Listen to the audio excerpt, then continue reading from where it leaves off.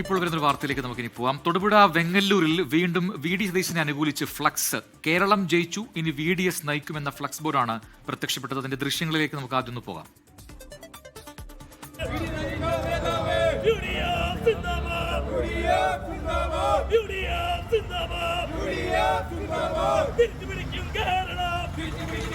രാഹുൽ വിജയൻ ഇടുക്കിയിൽ നിന്ന് വിവരങ്ങളുമായി ചേരുകയാണ്. രാഹുൽ, മുഖ്യമന്ത്രിയായി തിരിച്ചെത്തുമോ എന്ന് എറണാകുളത്ത് നിന്ന് മാധ്യമപ്രവർത്തകർ ചോദിച്ചപ്പോൾ ഒരു ചിരി മാത്രമായിരുന്നു VD സതീശന്റെ മറുപടി.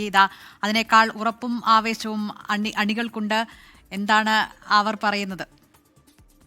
പിന്നെ ഫ്ലെക്സി യുദ്ധത്തിൽ ഒന്നാം സ്ഥാനത്ത് എത്താൻ വേണ്ടിയുള്ള ശ്രമം തൊടുപുഴയിലെ കോൺഗ്രസുകാർ കഴിഞ്ഞ കുറച്ച് ദിവസമായിട്ട് നടത്തുകയാണ്. അതിന്റെ ഏറ്റവും ഒടുവിലത്തെ കാഴ്ചയാണ് ഇപ്പോൾ വെങ്ങല്ലൂരിൽ ഈ ഫ്ലെക്സിലൂടെ കാണുന്നത് എന്നുള്ളതാണ് ഏറ്റവും പ്രധാനപ്പെട്ട കാര്യം. അതിൽ പട നയിച്ചവൻ നാട് നയിക്കട്ടെ എന്ന് പറഞ്ഞിരിക്കുന്നു. കേരളം ജയിച്ചു, VDS നയിക്കും എന്ന് പറയുന്നു.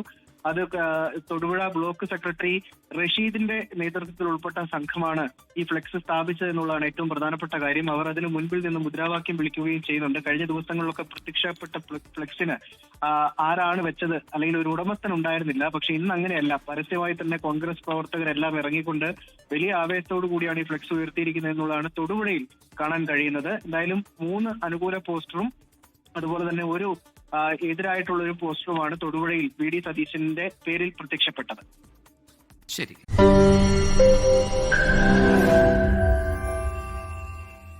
ലോകത്തെവിടെയായാലും ഏത് സമയത്തും 24 വാർത്തകളും ഓഗ്മെന്റഡ് റിയാലിറ്റി പാക്കേജുകളും എക്സ്പ്ലെയിനറുകളും വിശദമായി കാണാൻ ഞങ്ങളുടെ YouTube ചാനൽ നിങ്ങൾക്ക് സബ്സ്ക്രൈബ് ചെയ്യാം.